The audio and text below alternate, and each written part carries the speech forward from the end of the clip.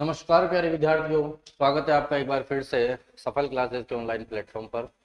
दोस्तों, जैसा कि लास्ट क्लास में हमने देखा, हम सार्क कंट्रीज पढ़ चुके हैं और सार्क में पूरे 8 देश यानी कि दक्षिण जो देश हैं एशिया के, दक्षिणी एशियाई क्षेत्रीय सहयोग संगठन, उसको हम पढ़ चुके हैं। और 8 के 8 कंट्रीज उम्मीद करता हूँ आप लोगों को होंगे, उनका मैप अपन समझ चुके हैं, उनके जो राजनीतिक वगैरह थी वो हम सब चीज़ें देख चुके हैं। आज हम इससे आगे बढ़ते हैं और आगे आज हम पढ़ेंगे आसियान कंट्रीज पढ़ने वाले हैं बेटा, ठीक है? तो तैयार रहिए आसियान कंट्रीज के लिए कि कौन कौन से देश आते हैं उसके अंदर। तो सबसे पहले तो देखिए बेटा, ये आपके एक देश आ रहा है, इसको बोलते हैं अपन लोग म्यांमार। एक बार वर्ल्ड मैप पे देखेंगे पहले। आप सभी लोग पहले तो अपना जो चैनल है इसको सब्सक्राइब करें। क्यों? क्योंकि इसमें बहुत सारी क्लासेस आप लोगों को, अभी रीजनिंग वगैरह और भी सब्जेक्ट्स आपको ऐड करने वाला हूँ मैं। साइंस की क्लासेस, रीजनिंग की क्लासेस, मतलब ओवरऑल पूरा कंपटीशन की क्लासेस आप लोगों को यूट्यूब चैनल पर फ्री ऑफ कॉस्ट मिलने वाली है। तो आप लोग ज़्यादा से ज़्यादा शेयर करें ताकि सभी को लाभ मिले। तो देखिए बेटा, ये आपके सामने एशिया है, ठीक है? ये वाला हिस्सा जो है एशिया का है। आप समझना इसको, एशिया को।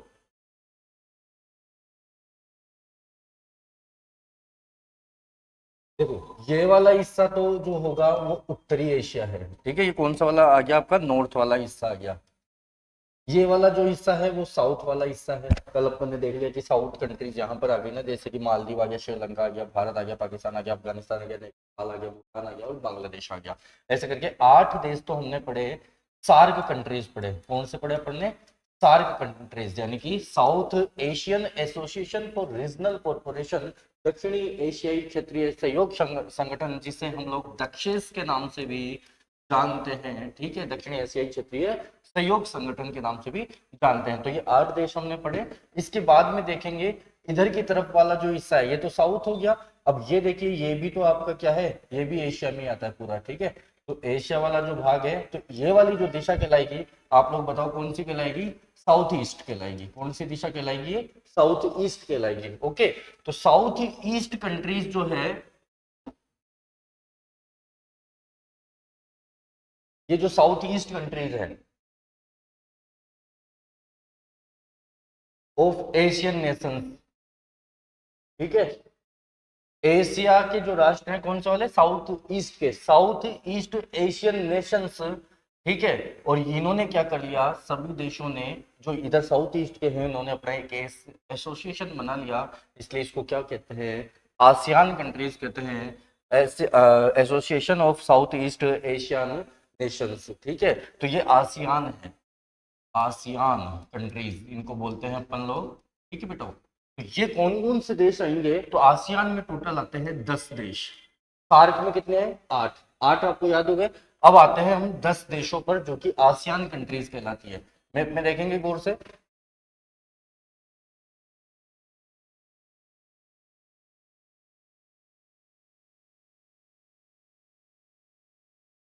सबसे पहले देखिए, आपको ये एक देश दिख रहा होगा यहाँ पर, जिसे आज हम पढ़ने वाले हैं।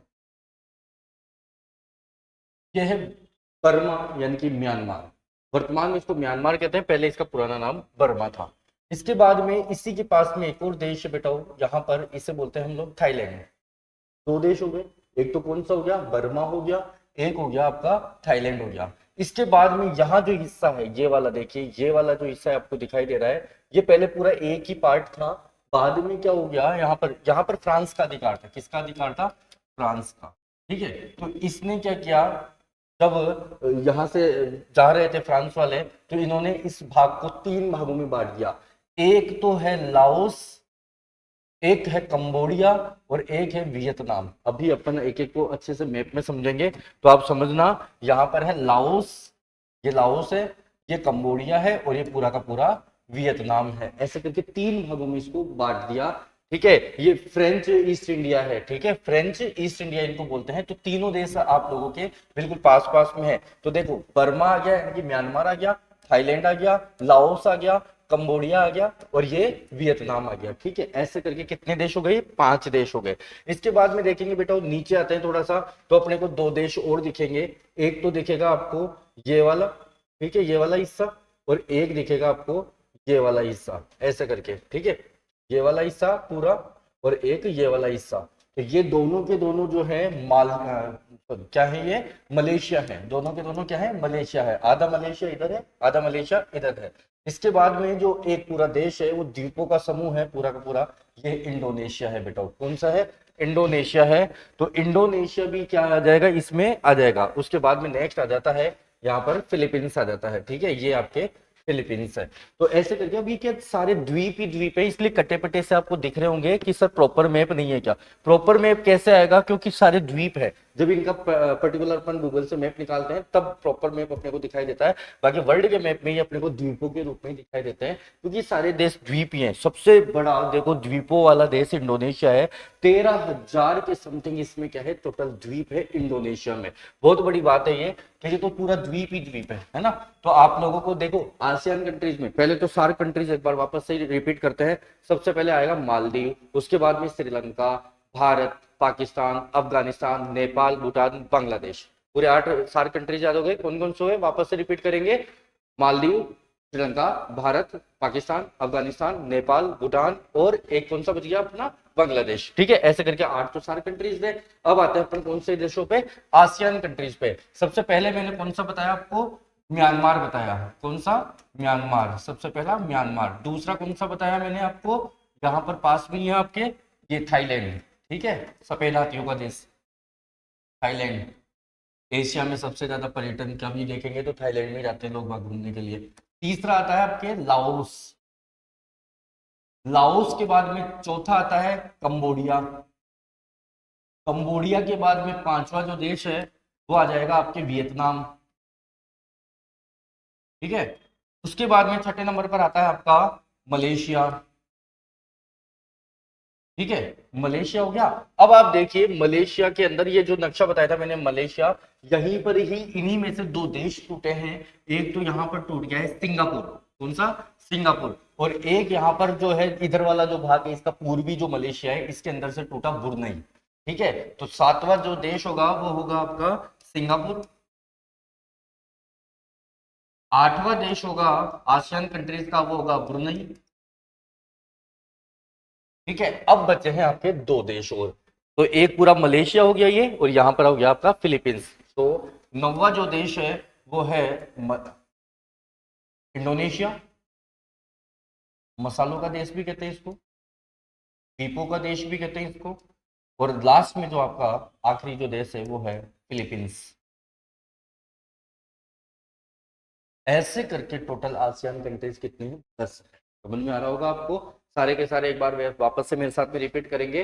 कौन कौन से देश आ रहे हैं आपके आसियान कंट्रीज में, सबसे पहले म्यांमार, उसके बाद में Thailand, Myanmar, Thailand, Laos, Cambodia, फिर वियतनाम। ऐसे याद करेंगे। देखो ऊपर इसको क्रम से देखेंगे, ऊपर कौन, म्यांमार, थोड़ा सा नीचे आएंगे तो उसके नीचे थाईलैंड, म्यांमार, थाईलैंड, उसके बाद में लाओस, कंबोडिया, वियतनाम। इस तरीके से देख लेंगे। तो सबसे पहले कौन सा आएगा आपके आपके म्यांमार, म्यांमार के बाद में थाईलैंड, थाईलैंड के बाद में आ जाएगा लाओस, कंबोडिया, वियतनाम। 5 तो एक साथ याद हो जाएंगे। उसके बाद में आ जाएंगे Malaysia, Singapore, Brunei, Indonesia, Philippines. ऐसे करके आपके पूरे के पूरे 10 आपको ये याद रखने हैं आसियान कंट्रीज। इनका नाम आसियान कैसे पड़ा, क्योंकि ये साउथ ईस्ट की कंट्रीज हैं और इन्होंने एशिया के कंट्रीज का नेशन है ये, साउथ ईस्ट एशियन नेशंस, और इन्होंने क्या बना लिया, एसोसिएशन बना लिया।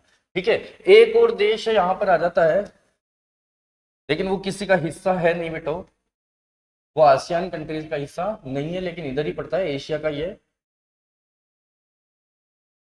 तिमोर लेस्ट है। ये तिमोर लेस्ट है। ठीक है, तिमोर लेस्ट, ये तिमोर लेस्ट है। इस पे क्या हुआ, पुर्तगालियों का 400 साल तक आक्रमण रहा, और इतना भागा है ये बेचारा कि तिमोर लेस्ट पे 400 साल पुर्तगाली आक्रमण किए, जैसे तैसे ये स्वतंत्र हुए और इंडोनेशिया ने तो कब्जा कर लिया फिर उसके बाद में, क्योंकि इंडोनेशिया इसके ऊपर ही तो है। तो तिमोर लेस्ट जो है कंट्री है, ठीक है, स्वतंत्र देश तो है, लेकिन पहले पुर्तगालियों का 400 साल तक आक्रमण रहा। उसके बाद में किसने अधिकार कर लिया, आपके इंडोनेशिया ने अधिकार कर लिया, और 2002 में ये स्वतंत्र देश घोषित हुआ। 2002 से स्वतंत्र है। लेकिन क्या हुआ, ये आसियान कंट्रीज का सदस्य बनने के लिए जैसे ही शामिल होने लगा तो इंडोनेशिया ने मना कर दिया कि ना, ये आएगा तो फिर हम नहीं आएंगे, मतलब भाई बंधुओं वाली लड़ाई हो जाती है ना, जैसे कि ये आएंगे तो फिर हम नहीं आएंगे। अब भैया इसको कैसे इग्नोर कर सकते हैं, इतने सारे द्वीपों का देश है, इसकी तो अर्थव्यवस्था वगैरह सब चीजें वैसे ही ओके है, घूमने फिरने का पर्यटक स्थल भी है, और मसालों वगैरह के मामले में बहुत एडवांस है इंडोनेशिया तो। ठीक है, तो इंडोनेशिया को अपने हल्के में नहीं ले सकते, इस वजह से आसियान कंट्रीज के अंदर टिमोर लेस्टे का नाम नहीं है। लेकिन यहाँ पर एशिया का देश ये है। इसके नीचे तो आपको भी पता है ओसेनिया चालू हो जाता है, यानी कि ऑस्ट्रेलिया आ जाता है, अलग से महाद्वीप है। ठीक है बेटा, तो ये बात समझ में आ गई आपको, आसियान कंट्री जैसे जैसे समझ में आए ना। ठीक है, अब आसियान कंट्रीज में सबसे पहला जो देश हम पढ़ने वाले हैं आज, उसका नाम है बर्मा यानी कि म्यांमार। बेटा पहले ये भारत का ही हिस्सा हुआ करता था, आपको अच्छे से ध्यान होगा। भारत शासन अधिनियम 1935, याद करो, भारत शासन अधिनियम 1935 में जब आपके वो अधिनियम आया तो क्या किया गया, बर्मा का विघटन यानी कि बर्मा को तोड़ दिया, बर्मा को अलग कर दिया, बर्मा को अलग कर दिया गया। लेकिन ये अलग कब हुआ, उस अधिनियम के धारा के अनुसार कब हुआ, 1937 में अलग हुआ, यानी कि भारत की आजादी से 10 साल पहले ही आजाद हो चुका था ये तो, अलग से ही कंट्री बन चुका था। तो बर्मा ध्यान रखना भारत का हिस्सा था, लेकिन क्या हो गया, 1935 के भारत शासन अधिनियम के तहत 1937 में ये क्या हो गया, अलग देश बन गया और भारत से अलग कर दिया गया। ये काम अंग्रेजों ने ही किया था, ध्यान रखना, ठीक है। नहीं तो बर्मा भी हमारा, हम कई बार करते हैं ना कि हमारा संपूर्ण हिंदी राष्ट्र है ना, वो सब इनको मिला करके आ जाता है, सबको कभी बाद में बात करेंगे अपन पॉलिटिकल। ठीक है, तो बर्मा भी अपना ही था। आजादी जब अपने को मिल रही थी तो हमारा जो बर्मा था वापस आ सकता था, लेकिन हम लोग धार्मिक दंगों में फंस गए, और जो हिंदू मुस्लिम वाला सारा सीन चल रहा था तो ये इस पे ध्यान ही नहीं गया। ठीक है, तो वो सब चीजें तो रह ही गई, नहीं तो ये भी तो अपना ही हिस्सा था। हम तो ये बचाने में लगे हुए थे कि भैया ये इधर रह जाए, ये इधर रह जाए, मतलब समझ गए ना, गांधी और जिन्ना ने जो भी चल रहा था उस टाइम पर, जैसे तैसे क्या है कि ये रह जाए बस, तो इसके ऊपर फोकस नहीं किया। नहीं तो अगर उस टाइम पर अगर अपन जोर डालते तो अपना ही तो था, तो आ सकता था। ठीक है, तो बर्मा के बारे में आज अपन पढ़ने वाले हैं। अब सबसे पहले लेके चलता हूँ आपको बर्मा के मैप पे।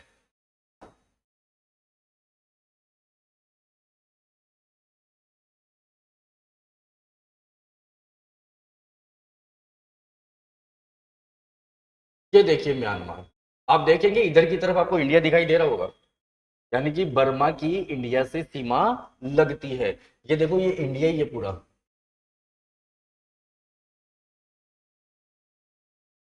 तो ये जो सीमा चल रही है ना, ये वाली सीमा, ये आपकी कौन सी, ये देखो ये तो इसके आगे बांग्लादेश का आ गया ये। हाँ, ठीक है बेटा, बांग्लादेश भी तो है ना, ये रहा, ये बांग्लादेश है, इसको हटा दो बस, ये लो बांग्लादेश को हटा दो, ये तो पूरा ये पूरा का पूरा क्या है, ये भारत है। देखो मैं बता देता हूँ इसको, ये पूरा भारत है इधर। ठीक है, इधर चाइना आ जाएगा, इधर बाकी के जो मैं बता रहा हूँ ना आगे के कंट्रीज, आसियान कंट्रीज, वो आ जाएंगे, जैसे कि देखो म्यांमार आ गया, यहाँ पर थाईलैंड आ गया, लाओस आ गया, कंबोडिया आ गया, और ये पूरा वियतनाम आ गया, इसमें इतने अच्छे से दिख रहा होगा ना आपको। ठीक है, तो ये आपका बांग्लादेश तो यहाँ पर रह जाएगा, और बाकी पूरा इंडिया है। अब ये इंडिया की और बांग्ला ये म्यांमार की जो सीमा है वो कौन बनाता है, वो देखिए, वो इंपॉर्टेंट है। तो भैया यहाँ पर जो आपके सीमा बनाएगा किसकी, भारत की और म्यांमार की, यहाँ पर एक पर्वतमाला है बेटा, आराकान योमा। ये पर्वत श्रृंखला है आराकान योमा।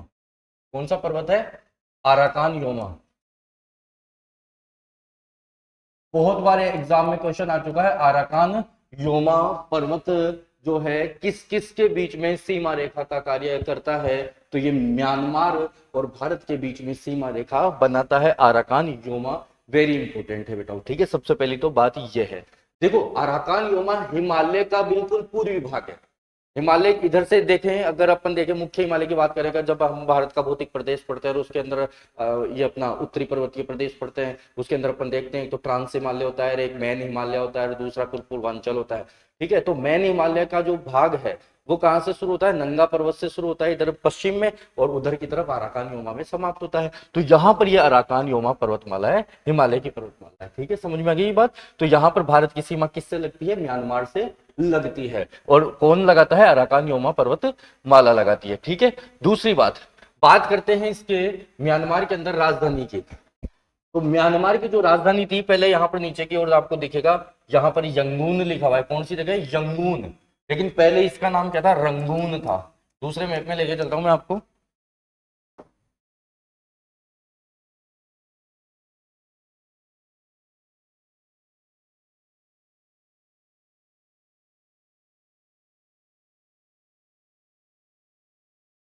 देखिए यहाँ पर ये जो है ये पुरानी राजधानी है किसकी, म्यांमार की। इसको बोलते हैं वर्तमान में यंगून, लेकिन पहले ये क्या था, रंगून। नाम सुना, गाना तो सुना ही होगा ना, मेरे पिया गए रंगून किया है वहां से टेलीफोन, खूब बार सुना होगा तुम लोगों ने। ठीक है, ये वही रंगून है। अच्छा, ये रंगून जेल भी है, आपको पता है, यहीं पे तो बहादुर शाह जफर अंतिम मुगल बादशाह को रखा गया था, अंग्रेजों के द्वारा कैद यहीं पे किया गया था। ठीक है, तो आपने देखा होगा कि यहाँ पर जो है आपके एक जगह आएगी नेपेताओ, नेपेताओ या नेपेदाओ, जो भी है, ये इन लोगों का नाम जो भी है लोग स्थानीय भाषा में लेते हैं, अपन नेपेताओ बोलते हैं। ये वर्तमान में इनकी राजधानी है। तो म्यांमार की वर्तमान में राजधानी नेपेताओ यहाँ पर स्थित है। ठीक है, जबकि पुरानी राजधानी यंगून है। ये चीज आपकी क्लियर हो गई। ठीक है, दूसरी बात देखेंगे कि जो म्यांमार है, म्यांमार में इसके जस्ट नीचे की तरफ देखेंगे, इधर की अपने म्यांमार के पश्चिम में देखेंगे तो भारत है, और म्यांमार के पूर्व में अगर देखेंगे तो कौन है, आपके चाइना आ जाता है। ठीक है बेटो, दूसरी बात देखेंगे अपन कि जो बहादुर शाह जफर थे, बहादुर शाह सेकंड जिन्हें कहते हैं, उनको रंगून जेल में ही भेजा गया था, और वहीं पर ही इनकी मृत्यु हुई थी, और वहीं पर इनका मकबरा भी बना हुआ है। तो बर्मा के अंदर बहादुर शाह सेकंड यानी कि बहादुर शाह जफर का क्या है, मकबरा बना हुआ है। ये भी चीज अपने को ध्यान में रखनी है। अब आप देखिए यहाँ पर दो खास बातें। एक तो देखो बेटा, वो एक इधर की तरफ से नदी निकल रही है यहाँ पर, ठीक है, और एक नदी इधर की तरफ से निकल,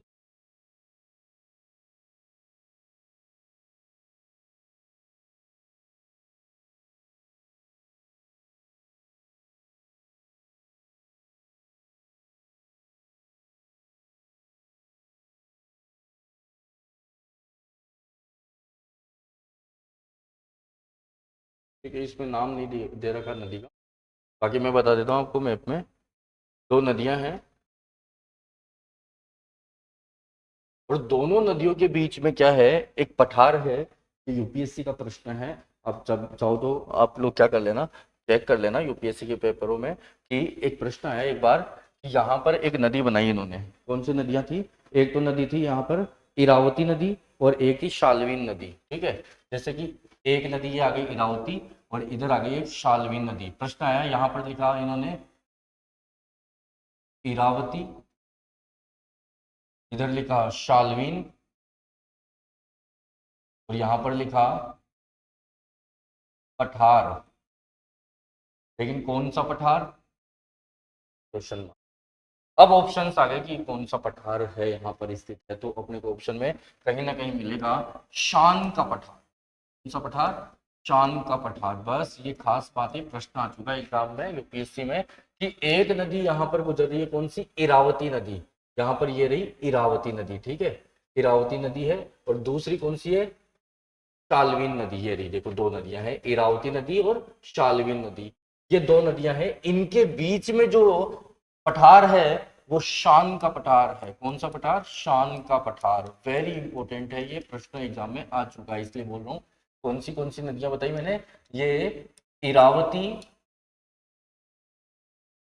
और ये शालवीन नदी, दोनों नदियों के बीच में शान का पठार स्थित है। वेरी इंपॉर्टेंट है, और अराकन यमा भारत और पाकिस्तान, भारत और म्यांमार के बीच में सीमा बनाता ही है। तीसरी खास बात इसकी है कि इसे स्वर्णिम पेगोडा का देश कहते हैं। देखो बेटा, जो जैन मंदिर होते हैं ना, उनको पेगोडा कहा जाता है वहां पर, तो स्वर्णिम पेगोडा का देश कहते हैं, क्योंकि ऐसे मंदिर हैं सारे एक जैसे पेगोडा की स्टाइल में, और बहुत ही गजब के पर्यटक स्थल हैं। वो मैं आप लोगों को दिखाता हूँ, स्वर्णिम पेगोडा का देश कैसे कहते हैं। देखिए यहाँ के मंदिर देखिए आप, गजब का शानदार मंदिर। देखो इस तरीके के मंदिर होते हैं, फिर आइए इस तरीके से पेगोडा की तरह। ठीक है, जैसे कि पेगोडा की अगर अपन बात करें, ब्लैक पेगोडा, तो आप लोगों ने नाम सुना होगा ना, अपने उड़ीसा के अंदर कोणार्क के अंदर सूर्य मंदिर है, उसको ब्लैक पेगोडा कहते हैं ना, क्योंकि उसकी भी ऊपर से शेप ऐसी ही है। तो ये स्वर्णिम पेगोडा का कंट्री इसलिए कहा जाता है क्योंकि इस तरीके के यहाँ पर मंदिर पाए जाते हैं। ठीक है, तो जैन मंदिरों को ये लोग क्या कहते हैं, स्वर्णिम पेगोडा कहते हैं, गोल्डन पेगोडा। ओके बेटा, तो देखो कितनी गजब की आकृति बनी हुई है।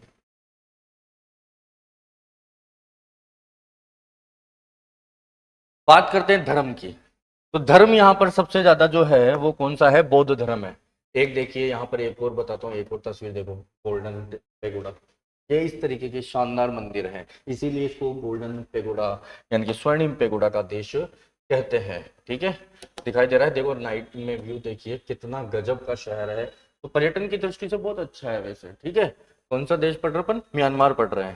ठीक है, ये इस तरीके के, ये अपना देखते हैं अपना कोणार्क वाला, ये देखिए इसी तरीके के शेप के हैं ना। ठीक है, ये देखो एक और फोटो, ये देखिए इस प्रकार का शहर है, गजब का शानदार शहर है ना। ठीक है, तो ये क्या है आपके, बहुत प्रसिद्ध है, पूरे विश्व में प्रसिद्ध है। कौन से पेगोडा? गोल्डन पेगोडा के लिए। तो ये देश आपका कौन सा है? म्यांमार है।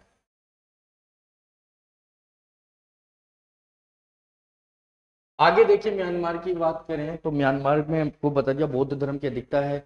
अभी हाल ही में यहाँ पर थोड़े दिनों पहले एक सरकार का तख्ता पलट हुआ था। ठीक है, ठीक है, और उसके अंदर जो था सरकार में क्या हुआ था कि एक आंग सांग सू नाम की महिला थी, आंग सांग सू, जिसने क्या कर लिया, चुनाव जीत लिया। वो कौन सी पार्टी की थी? एनएलडी पार्टी की थी। कौन सी पार्टी? एनएलडी पार्टी की।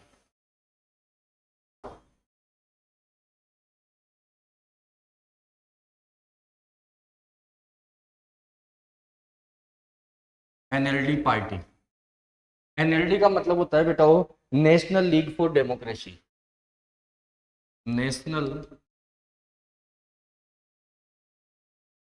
League for democracy.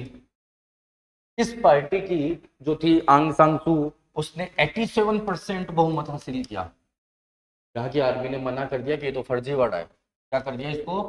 फर्जीवाड़ा घोषित कर दिया, और इसको क्या कर दिया? गिरफ्तार कर लिया आंग सांग सू को। क्या कर लिया? गिरफ्तार कर लिया आंग सांग सू को, और यहाँ पर सैन्य शासन लगा। आंग सान सू की बात करें तो 1991 में इनको नोबेल पुरस्कार से सम्मानित किया जा चुका है। 1991 में आंग सान सू को नोबेल पुरस्कार दिया गया है। ठीक है, ये भी इंपॉर्टेंट है 1991 के अंदर। ठीक है बेटो,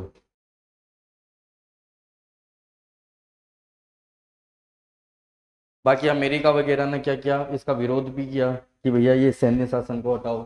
ठीक है, अमेरिका ने अपना अभियान भी भेजा था कि ये नीतियों के विरुद्ध है। ठीक है, इलेक्शन जीत गई तो अच्छी बात है, लेकिन इस पे जो सैन्य शासन है वो उसको हटाया जाए।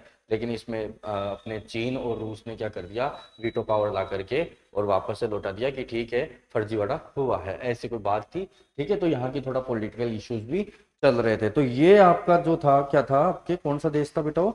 आपके म्यांमार था। म्यांमार के बारे में काफी सारी चीजें अपन ने आज देखी, तो समझ में आ गया होगा वैसे तो कि म्यांमार जो है कौन से देशों में आ जाता है, आपके आसियान कंट्रीज में आ जाता है। तो म्यांमार की एक बार सीमाएं वापस से देख लीजिए आप लोग। ये नक्शा कैसे बनेगा इसका, एक तो ये देखिए, इधर से भारत आ जाएगा, ऊपर अराकान योमा पर्वत आ जाएगा, इधर की तरफ चाइना आ जाएगा, इधर की तरफ अपन चलेंगे केंगटुंग, ये इसका केंगटुंग वगैरह जगह आ जाएगी, ये यहाँ पर इधर से देखेंगे। ठीक है, तो ये आपका देखो इधर की तरफ से भी जा रहा है, ये पूरा का पूरा क्या है आपका? म्यांमार है। म्यांमार का पुराना नाम क्या है? बर्मा है। यहाँ पर रंगून है, यहाँ पर नेपिताउ जो है इसकी वर्तमान में राजधानी है।